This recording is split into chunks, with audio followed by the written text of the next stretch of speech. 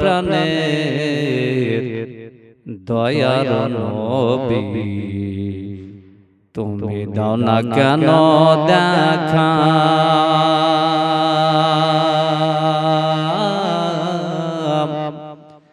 আর তোমায় ছেড়ে আর কত দিন থাকবো আমি একা গো নবী, থাকবো আমি একা। মোহাব্বত বলো আর একটু জোরসে হবে না, আর একটু জোরসে। এই আমার প্রাণে দয়ার নবী, তুমি দাও না কেন দেখা,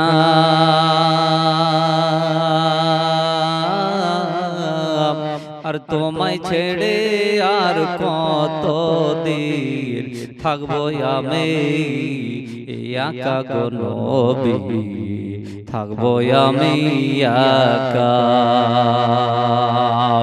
আদি বানিসি কেঁদে কেঁদে হলাম পাগল পরা,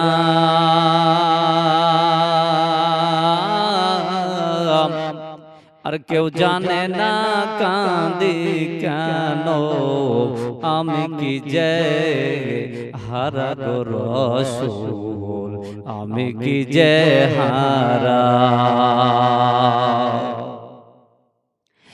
শোনো রে আকাশ, শোনো রে বাতাস, হারালাম মোর নবী,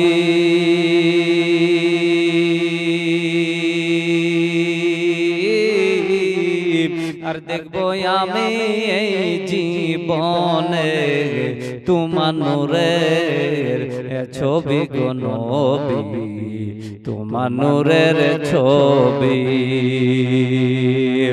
গোলাপ হয়ে ফুটলে তুমি সুদূর কুরাইশ বনে,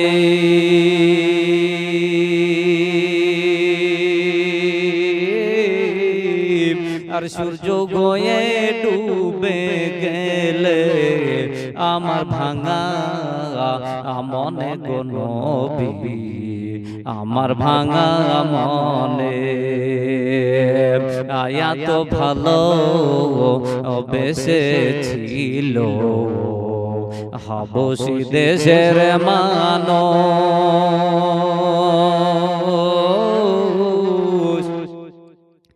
আর তো যন্ত্রণা পেয়েছিল বেলাল হয়ে গেলেন বেহুশ, তবুও বেলাল ছাড়েনি কুরআন, ছাড়েনি নবীর নাম।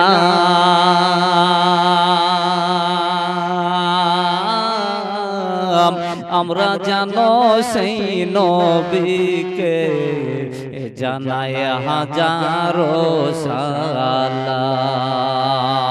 মোহাব্বত বলুন সুবহানাল্লাহ, আর একটু জোরসে বলুন সুবহানাল্লাহ। আমার প্রাণের দয়ার নবী, তুমি দাও না কেন দেখা, আর তোমায় ছেড়ে আর কত দিন থাকবো আমি একা গো নবী, থাকবো মোরা একা। ও আমার নওজোয়ান ভাইরা, ও আমার সুন্নি তরুণ যুবক ভাইরা, আজকে আমরা রমজান মাস আসলে রমজান মাসে দেখা যায় ঘন্টার পর ঘন্টা সময় কাটিয়ে দিই কিরাম তালাতে বাবা, সময় পার করে দিচ্ছে দোকানে বাবা গো। কিন্তু আপনাদের কাছে আমার একটু রিকোয়েস্ট বাবা, একটু আপনাদের কাছে আমার আবদার বন্ধুগণ, যে হাতের দ্বারা তুমি কিরাম ঘটিকে মারো, ওই আঙ্গুলের দ্বারা দেব, ওই হাতের দ্বারাই যদি ওই মাহে রমজান মাসে তুমি যদি তাসবিহ তাহলিল করো বাবা, ওই আঙ্গুল দিয়ে তাসবিহ তাহলিল করলে পারে আমার আল্লাহ পাক আল্লাহ তাআলা মরার পরে আপনাকে ওই জাহান্নামে আপনার ওই হাতের আঙ্গুল জ্বলাতে পারবে না, পারবে না। বলুন সুবহানাল্লাহ, ঠিক কি না? আব্বাজি আমার শোনা মানে ওগো আমার মা খালাম একটু শুনে যান মা গো রাতের বেলা তাই তো বলতেছিলাম রমজান মাস আসলে পরে ওই রমজান মাসে আপনি শ্রদ্ধা করুন, রমজান মাসকে মোহাব্বত করুন, রমজান মাসে ইবাদতের হালাতে যদি কাটাতে পারেন রে বাবা ও যুবক তরুণ নওজোয়ান ভাইরা, আজকে মসজিদে গিয়ে রমজান মাসে যদি খোদার ঘরে যদি চোখের দুই ঠোপা পানি ফেলে দিয়ে আল্লাহ পাক আল্লাহ তাআলার কাছে কান্না করে, আল্লাহ পাক আল্লাহ তাআলা ওই বান্দার উপরে খুশি হয়ে আপনার আল্লাহ করবেন কি বলবেন বান্দারে যাও যাও যাও আমি তোমার আমলনামাতে আমি এত সুন্দর নেকি লিখে দিয়েছি, বান্দারে তোমার প্রতি খুশি হয়ে আমি আল্লাহ তোমার জন্য জান্নাত আমি ওয়াজিব করে দিয়েছি, বলুন সুবহানাল্লাহ। আব্বাজি আমার সোনা মানে রমজান মাসে এত গুরুত্বপূর্ণ ওয়ালা মাস যে রমজান মাসে যদি আল্লাহ পাক আল্লাহ তাআলাকে আপনার অন্য মাসে ডাকবেন একবার, আল্লাহ আমার ওই ডাকের উত্তর যেন বান্দাদেরকে 10 বার করে বান্দা বান্দা বলে ডাকেন। যদিও আল্লাহ পাক আল্লাহ তাআলা বলেন রমজান মাসে যদি কোনো বান্দা আমাকে একবার আল্লাহ বলে ডাকে আমি আল্লাহ পাক আল্লাহ তাআলা ওই আমার বান্দার উপরে আমি আল্লাহ খুশি হয়ে ওই বান্দাকে আমি 70 বার যেন বান্দা বান্দা বলে আমি ডাকতে থাকি, বলেন সুবহানাল্লাহ। আব্বাজি আমার সোনা মানে আমার নওজোয়ান ভাইরা গো, রমজান মাস এত গুরুত্বপূর্ণ ওয়ালা মাস যে রমজান মাসে রোজাদার ব্যক্তির মুখের গন্ধ সারাদিন পানাহার না করায় মুখের যে একটি গন্ধ এই গন্ধটা আল্লাহ পাক আল্লাহ তাআলা আমার বলে বান্দারে তোমাদের মুখের যে গন্ধটা তোমাদের ওই আপনার মুখের গন্ধ ওই রোজাদার ব্যক্তির মুখের গন্ধটা আমি আল্লাহ পাক আল্লাহ তাআলা আমার কাছে এত সুগন্ধ যে মেশকে আম্বারের চেয়ে তোমার মুখের গন্ধটা আমার কাছে সবথেকে প্রিয়, বলুন সুবহানাল্লাহ। শুধু তাই নয় বেরাদার ওগো আমার সোনা মানিকেরা সোনার লালেরা, শুধু তাই নয় রমজান মাস রোজার মাসের কারণে এই রমজান মাসের বরকতে আমার আল্লাহ পাক ফেরেশতাদেরকে আযাবের ফেরেশতাকে ডাক দিয়ে কয় বলে ওরে আযাবের ফেরেশতা ও আমার আযাবের ফেরেশতারা শোনো গো, ওই যে আপনার কবরে আযাব দিতেছো আমি আল্লাহ পাক আল্লাহ তাআলা তোমাদেরকে আমি আজকে নিষেধ করলাম। মাহে রমজান মাসের চাঁদ উঠে গেছে, এই মাহে রমজান মাসের চাঁদ আপনার বরকতে মাহে রমজানের ওসিলাতে আমি আল্লাহ পাক আল্লাহ তাআলা একটি মাস রোজার মাস এই রোজার মাসের কারণে আমি আল্লাহ তাদের কবরের আযাবকে maaf করে দিয়েছি, বলুন সুবহানাল্লাহ।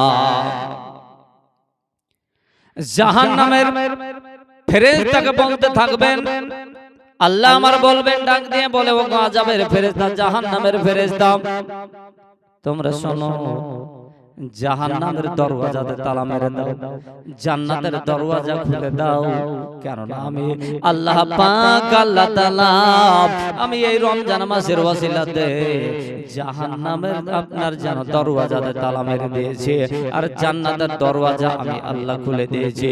বন্ধু আমার ভাইয়েরা গো, আজকে আমরা রমজানকে পাওয়ার পরে অনেক ব্যক্তি দেখা যায় রমজান আসলে পারে ওই রোজার মাসে অসুখ থাকুক আর না থাকুক দেখা যায় যে অসুখটার যেন বেড়ে যায় বৃদ্ধি হয়ে যায়, ঠিক কিনা?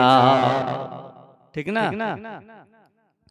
রোজার মাস আসলে দেখবেন কিছু মানুষ তারা ভয়ে তারা অসুখ থাকে আর না থাকুক তাও কিন্তু তারা আপনার বলবে যে আমার অসুস্থ, পেটে ব্যথা, রোজা করলে আমার গ্যাস হয়ে যায়, রোজা করলে আমি আপনার কাজ করতে পারি না, কর্ম করতে পারি না। কিন্তু রুজির মালিক কি আপনি? রুজির মালিক কে? আল্লাহ। ইজ্জতের মালিক আল্লাহ, সম্মানের মালিক আল্লাহ। আল্লাহ যদি আপনার রুজি দেন তো দেখা যাবে একটা শুধু মানুষ নয়, একটা সামান্য পিপিলিকা পিঁপড়া পর্যন্ত তার রুজিকে আল্লাহ বহন করে। একটা মাটির তলে যদি কোনো পোকা থাকে মাটির তলার তলে পোকাটারও আল্লাহ পাক রুজি মেপে দেন। আর আজকে আমরা রোজির জন্য এই মানুষ আমরা চিন্তা করি যে কর্ম করতে পারবো না, কাজ করতে পারবো না, রোজা অবস্থায় কর্ম করতে পারবো না। কিন্তু আল্লাহ পাক আল্লাহ তাআলা আপনি যে কর্মটা করবেন ওই রোজার মাসে রোজা অবস্থায় ওই কাজটাতে আপনার কর্মটাতে আল্লাহ পাকের রহমত বর্ষিত হয়। বলুন সুবহানাল্লাহ। আপনার ওই কর্মতে কাজে আল্লাহ খাস বরকত দিয়ে দেন, ওই কর্মতে আপনার বরকতে বরকত হয়ে যাবে। আব্বাজি আমার সোনা মানে আজকে আমরা রমজান পাওয়ার পরে আপনার রমজানকে আপনার শ্রদ্ধা করি না, রমজান পাওয়ার পরে রমজান মাসে আমরা ঠিকভাবে রোজা করি না। কিন্তু বন্ধু আমার ভাইয়েরা গো, যেই দিন আল্লাহ পাক আল্লাহ তাআলা আমার আপনার নবী বিশ্ব নবী আকা মাওলা রাহমাতাল লিল আলামিনকে ডেকেছিলেন দিদার করার জন্য, মিরাজ করার জন্য, সেই দিন কিন্তু আমার আপনার নবী বিশ্ব নবী আমার গিয়েছিলেন আল্লাহ পাকের দরবারে। আর পৌঁছানোর পরে আমার আল্লাহ পাক আল্লাহ তাআলার কাছে গিয়ে আমার আপনার নবী বিশ্ব নবী দয়ার নবী রাহমাতাল লিল আলামিন সিজদার হালাতে পড়েছিলেন। বলুন সুবহানাল্লাহ।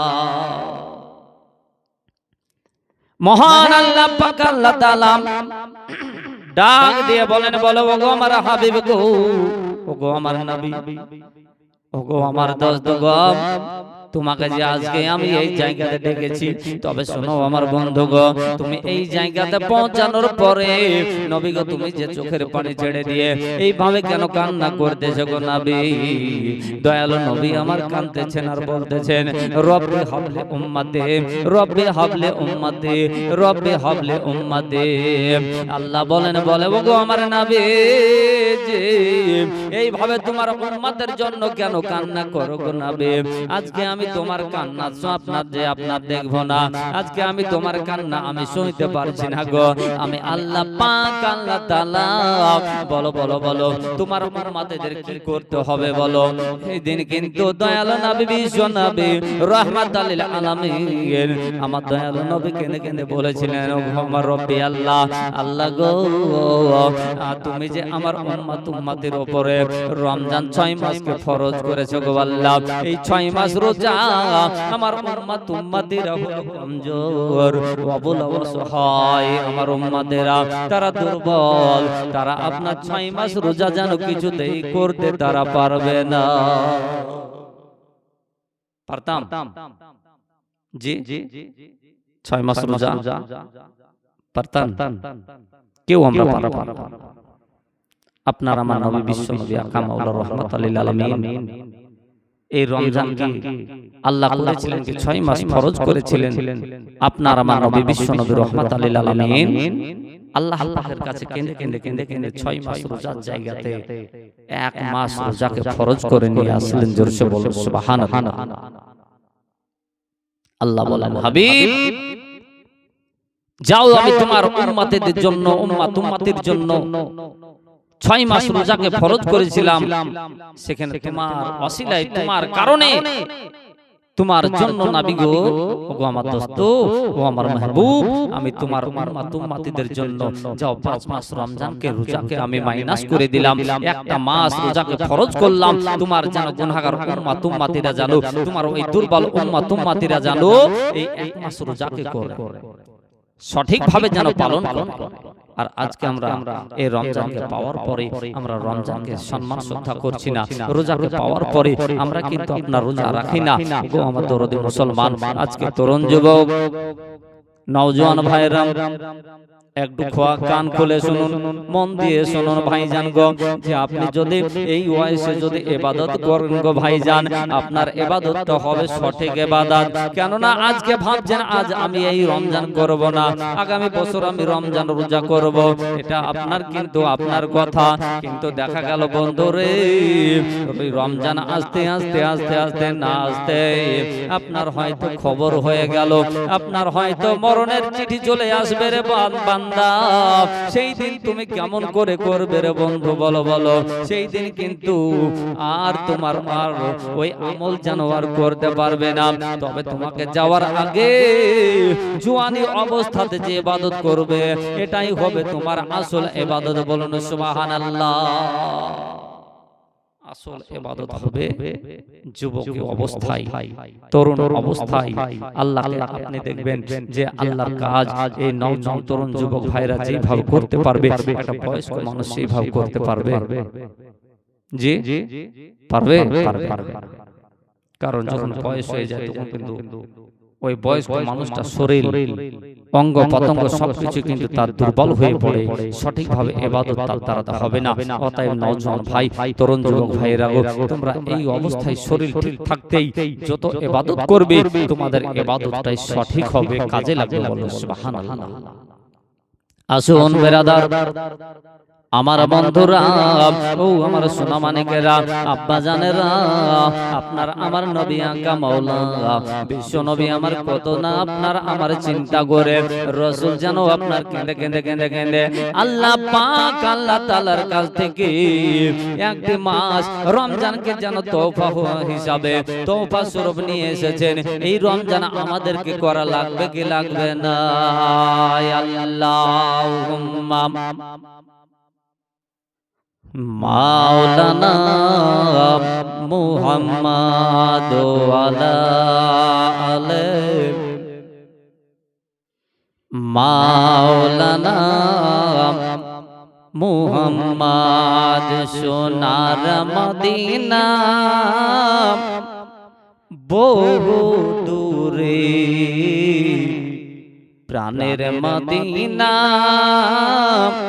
বহু দূরে, কিন্তু মদিনাওয়ালা সবার অন্তরে, কিন্তু মদিনাওয়ালা আমার অন্তরে।